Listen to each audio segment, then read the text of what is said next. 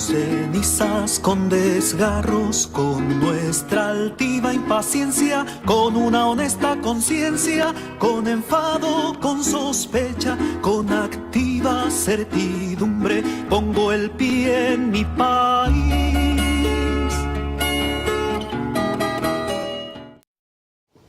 Buenas tardes, me presentaron, soy Pablo Almuli, soy egresado de la Facultad de Derecho de la UNAM y bueno, como ya comentó la moderadora, mi tema va a ser el exilio chileno en México, aproximándome desde el derecho internacional. No sé si, bueno, si me permite, antes de comenzar me gustaría acotar algunas cosas, hacer algunos comentarios respecto de lo que ya se ha comentado, sobre todo porque, bueno, tengo otra formación jurídica y podría complementar lo que se ha dicho, al menos en cuanto a la diferencia de los conceptos, porque ya se habló de exilio, se habló de asilo y se habló de refugio. Jurídicamente, el asilado es el que obtiene la protección de otro Estado cuando huye por una situación actual y presente en la que es perseguido por motivos políticos. Eso es lo que lo distinguiría del refugio, que en cambio es la protección que otorga el otro Estado para individuos que tienen el temor fundado de ser perseguidos por motivos de nacionalidad, de raza, de etnia, de pertenencia a algún grupo social en su país de origen. Efectivamente, como lo dijo la compañera, el asilo puede nacer de una solicitud al Estado, generalmente en una embajada, en la delegación que se encuentra adscrita en el Estado donde está siendo perseguido, y el refugiado, entra al Estado que le va a dar la protección. Pero ahí también hay otras cuestiones a considerar, porque el asilo político también puede ser asilo diplomático en la embajada, también puede ser el asilo territorial, que propiamente sería en el Estado protector. Y en cuanto al exilio, pues el exilio va a ser la expulsión que va a sufrir en su país de origen, como lo comentó la doctora, de los chilenos que no pudieron regresar a su país de origen. Eso fue una cuestión más bien que surgió de un decreto ley de la Junta Militar en Chile, que le dio la prohibición a los chilenos de regresar en cierto tiempo. No necesariamente el asilo es la figura protectora que otorga México, y el exilio, pues la expulsión del Estado chileno. Y bueno, otra cosa que quisiera comentar, pero más en relación con mi intervención, es hablar de esta desmitificación que hablan de los exilios gloriosos. Pues sí, creo primero que efectivamente en cada exilio va a haber opiniones divergentes, y esto se puede ver en la prensa de los diversos países, como hay opiniones de apoyo y hay opiniones que van en contra. Yo más bien creo que lo de la desmitificación habría que ver en un contexto más general, porque se habla de México como un país de asilo, como un país con una tradición de asilo. Yo creo que eso es cierto. Considero que en el plano internacional se podría decir que México es un país receptor de exiliados. Y pues sí, guardar las diferencias entre los diferentes exilios, porque no es lo mismo, o sea, si el asilo es una figura elitista, y no es lo mismo hablar del exilio español, del refugio español, o del exilio chileno, que fueron recibidos en México, y compararlos con... Ha habido muchas críticas, por ejemplo, de los alemanes, de los polacos, judíos en general, o algunos otros sudamericanos que no fueron recibidos por el gobierno mexicano de la misma manera. Entonces, esa es una cosa. Y otra que me parece importante es también que nos dormimos un poco los laureles y hablamos de México, el país con tradición de asilo, cuando es algo que también pues, se quedó unos años atrás. No se podría decir que el gobierno mexicano actual sea un país receptor de extranjeros perseguidos, todo lo contrario. Entonces, pero bueno, voy a empezar entonces con la ponencia que preparé. Quisiera comenzar esta intervención refiriéndome a una investigación que desarrollé previamente acerca del asilo en el derecho internacional y el caso de los exiliados chilenos en México. Entendí que el estudio aislado del asilo como institución jurídica no bastaría para comprender su verdadera dimensión. Fue así que decidí trasladar su estudio al plano de los hechos, abordando el caso del exilio chileno en México como un ejemplo paradigmático. La investigación evidenció la escasez de fuentes bibliográficas actualizadas en materia de asilo, al menos desde el punto de vista jurídico, por lo que consulté también fuentes hemerográficas en la Hemeroteca Nacional de México y accedí a 2 archivos documentales cuya información primaria fortaleció el análisis histórico de la investigación. Uno de ellos fue el archivo de la Vicaría de la Solidaridad del Arzobispado de Santiago, un organismo religioso que prestó asistencia legal y social a las víctimas de la dictadura encabezada por Augusto Pinochet. Ahí encontré documentación no clasificada relativa a los casos atendidos por la Vicaría durante el periodo de la dictadura militar. El otro es el acervo documental e histórico del Archivo Genaro Estrada de la Secretaría de Relaciones Exteriores en México, donde tuve acceso a la correspondencia generada entre la Cancillería y la Embajada de México en Chile durante los meses previos al golpe de Estado y hasta el rompimiento de relaciones entre ambos estados a finales de 1974. El exilio chileno se origina a partir del derrocamiento del gobierno democrático de Salvador Allende en 1973. Se dio entonces una concentración absoluta del poder en una junta militar que instauró en Chile una política represiva en contra de los simpatizantes izquierdistas del gobierno anterior y de cualquier otro ciudadano que pudiese representar un riesgo para los intereses del régimen militar. Como consecuencia de las acciones represivas, se dio el exilio forzoso, ya sea por la vía del asilo, de las expulsiones o del abandono del país por razones de seguridad.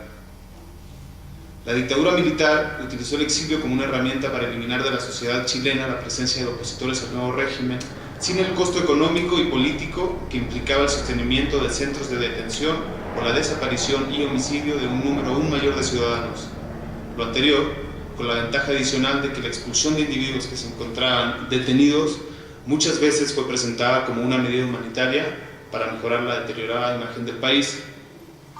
La poca información que existía en Chile referente al exilio durante la dictadura fue utilizada por los militares y la prensa oficialista para crear la imagen falsa de que mientras en Chile los dirigentes de la izquierda ingenuamente se sacrificaban, en el extranjero los exiliados vivían lujosamente. Esta imagen generalizada presentaba el exilio forzoso como un hecho voluntario, lo que generó división entre los exiliados y los que permanecieron en Chile. El exilio se constituyó entonces como una medida desnacionalizadora y desintegradora de la familia y de la unidad social. Como un aspecto positivo del exilio chileno, se puede rescatar la propagación de información de lo que ocurría en Chile, lo que se tradujo en campañas de solidaridad internacional y el aislamiento del gobierno dictatorial en el plano internacional. En cuanto al asilo concedido por México a los chilenos perseguidos por la dictadura de Augusto Pinochet, cabe destacar que obedeció en gran parte a la buena relación que existía previamente entre ambos estados. La prensa chilena del año 1973 ya resaltaba el respaldo del presidente mexicano a su homólogo de Chile en las difíciles situaciones que se vivían en el país sureño de los días y meses previos al golpe de Estado. En el momento en que se dio el quiebre democrático, el gobierno de México condenó las acciones del ejército chileno y manifestó inmediatamente su disposición para aceptar a todos los perseguidos políticos. En la práctica, esto se tradujo en una política activa en la protección de los partidarios del régimen político depuesto y en el caso concreto de algunos miembros de dicho gobierno y los familiares del extinto presidente en un ofrecimiento expreso de ayuda. En la declaración que hizo el presidente Luis Echeverría en relación con los hechos acontecidos en Chile, se refería a la hospitalidad del pueblo mexicano y señalaba que había instruido al embajador de México en Chile para otorgar a la familia de Allende asilo diplomático, así como a cualquier otra persona de nacionalidad chilena cuya petición fuera viable para ser protegidos bajo la bandera mexicana. Esta actitud solidaria del gobierno mexicano con respecto a los exiliados chilenos no respondía solamente a la manera en que México había desarrollado su política exterior, en el sentido de contar con una fuerte tradición de respeto al derecho de asilo. Su actuación en el caso chileno fue especialmente activa en comparación con otras situaciones análogas.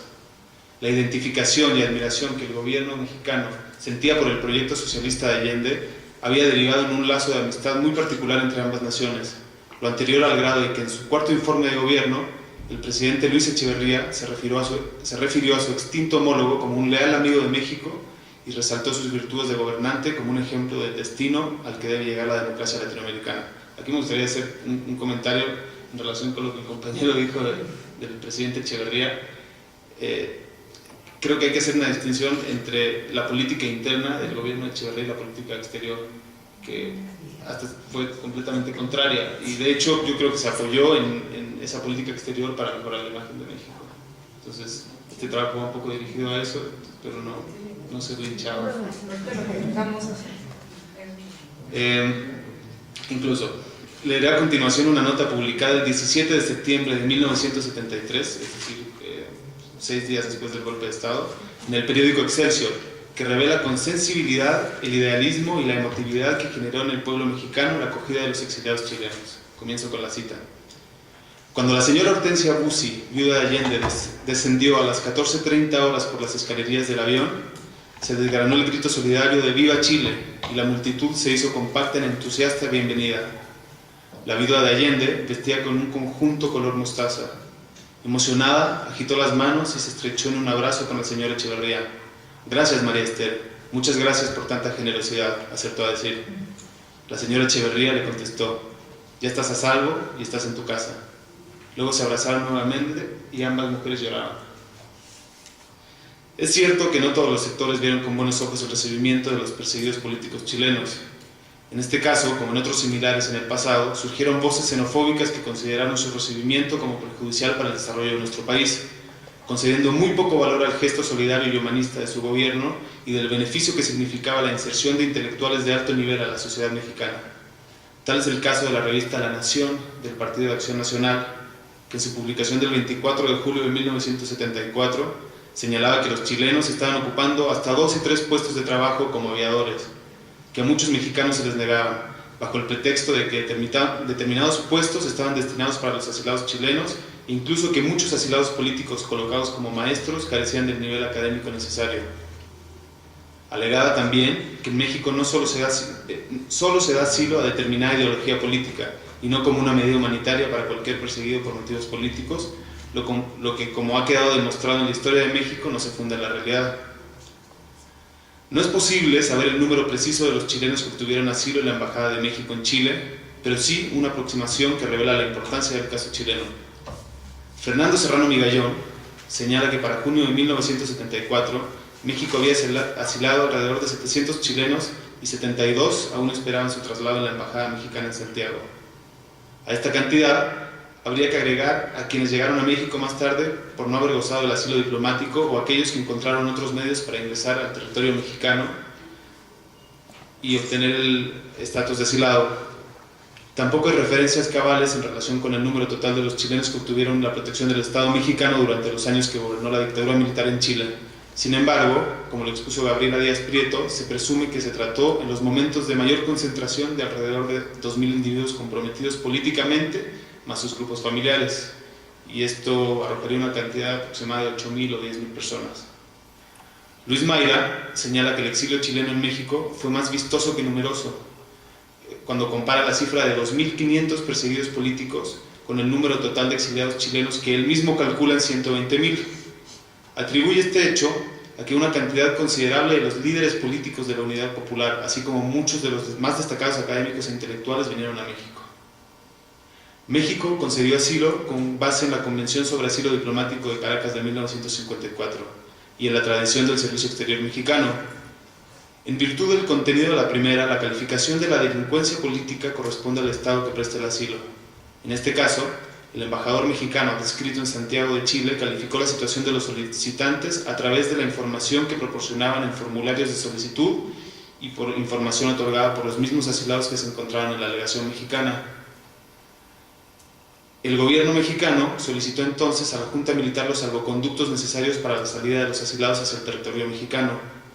A partir de este momento y hasta el 26 de noviembre de 1974, cuando México anunció el rompimiento de relaciones diplomáticas con Chile, el éxito de la misión mexicana para hacer que el gobierno militar cumpliera con las convenciones de las cuales Chile era parte, dependió de la destreza diplomática del embajador mexicano Gonzalo Martínez Corbalá.